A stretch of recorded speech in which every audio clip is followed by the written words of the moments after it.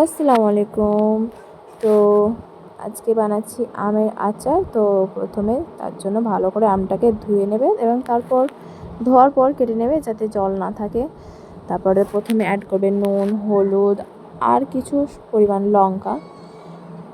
তারপরে সেটাকে ভালোভাবে মেখে নিতে হবে। মেখে নেওয়ার পর সেই আমের মধ্যে যাতে রসগুলো ঢোকে বা এই নুন হলুদ যাতে যায়, সেই কারণে আমগুলোকে ভালোভাবে চামচ দিয়ে বা তোমাদের যা ইচ্ছে যে কোনো কিছু দিয়ে সেটাকে ভালোভাবে এরকমভাবে ফাটিয়ে নেবে বা ফুটো করে নেবে। তারপর কিছুক্ষণ রেখে দেবে, জলটা বেরিয়ে যাবে। কিন্তু একটা কথাই, জলটা কিন্তু নেবে না আচার করার টাইমে। তো তার জন্য প্রথমে মশলা বানানোর জন্য আমি কড়াইয়ে কিছু পরিমাণ লঙ্কা, শুকনো লঙ্কা দিয়েছি 4টে মতো। এই মশলাটা যত বেশি হবে ততটাই খেতে টেস্টি হবে। আমাদের পরিমাণটা কম হয়ে গেছে। আর এখানে দিলাম 5 ফোড়ন আর দিলাম ধনে।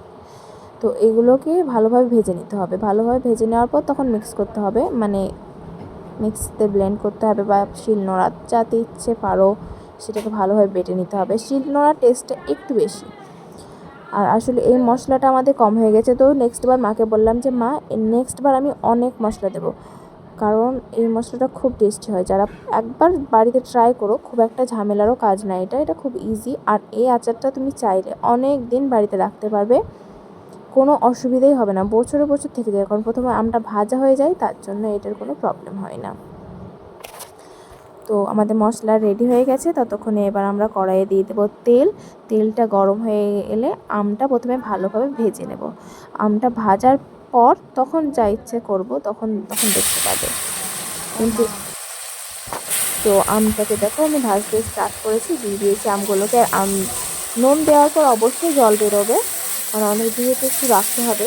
তো সেই জলটাকে স্কিপ করবে, জলটাকে নেবে না, জলটাকে নিলে একটু খারাপ হয়ে যাবে। আর তোমার মানে যতটা তেলে রাখতে চাও, আচারে যতটা পরিমাণ তেল দিতে চাও ততটা পরিমাণ তেল কড়াইয়ে অ্যাড করবে। আমাদের যেহেতু অল্প আম, তাই আমরা অল্পই তেল দিয়েছি। আর এটা বিনা ফ্রিজে বা বিনা কোনো জায়গায় কাঁচের একটা বয়ামে স্টোর করে রাখলে অনেক দিন, প্রায় বছর বছর চলে যাবে, কিন্তু কোনো খারাপ হবে না। আর এখানে একটু নিয়েছি আমি 2টো লেবুর রস নিয়েছি, আর এই মশলাটাকে লেবুর রসে ভালো করে মিক্স করেছি।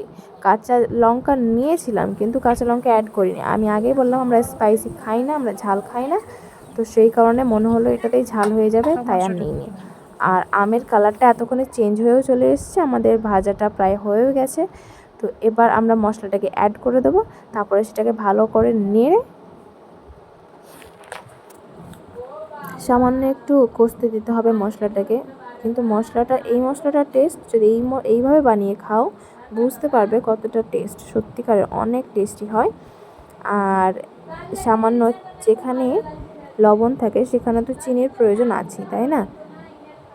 তো এখানেও সামান্য একটু চিনি দেবো আমরা, শুধুমাত্র ব্যালেন্স রাখার জন্য, তাই সামান্য একটু চিনি অ্যাড করলাম। টক ঝাল মিষ্টি আর লবণের সঙ্গে চিনির একটা ব্যালেন্স সব সময় থাকে, এটা জন্ম থেকে আছে। তো এখানে না দিলে কি করে হয়, তাই না? তো এখানে আমরা অ্যাড করলাম। তো এটাকে ভালোভাবে নিয়ে নিলাম। এবার প্রায় হয়ে গেছে, আমাদের অনেকটাই কষা হয়ে গেছে, দেখতেই পাচ্ছ। আর কালারটা কতটা সুন্দর এসছে তোমরা নিজেরাই বলবে, আমি বলবো না। কীরকম দেখতে লাগছে শুধু সেটাই বলো। তো এটা ঠান্ডা হয়ে গেলে একটা কাঁচের বয়ামে সেটাকে স্টোর করে রাখবে। আর স্টোর করে রাখার পর সেটাকে তেল, যেহেতু বললাম আমরা তেলটা খুব অল্পই দিয়েছিলাম, সেটা তেল দেখতেই পাচ্ছ কতটা অবধি আছে তেল। আর তোমরা যদি কেউ বেশি তেল দিতে চাও তো প্রথমেই কড়াইয়ের মধ্যে তেলটা দিয়ে দেবে। তো এটা আমি টক আচার খাই না স্পেশালি, বাট এটা দেখে আমার এতটা লোভ হলো যে আমি থাকতে পারছিলাম না। তো সেই কারণে আমি নিয়ে এলাম প্রথমে বাটিতে কিছু, 1-2টো আচার। বাট মাশাআল্লাহ অনেক টেস্টি, আলহামদুলিল্লাহ অনেক অনেক অনেক টেস্টি হয়েছে। তোমরা অবশ্যই ট্রাই করবে। Thank you, follow for more.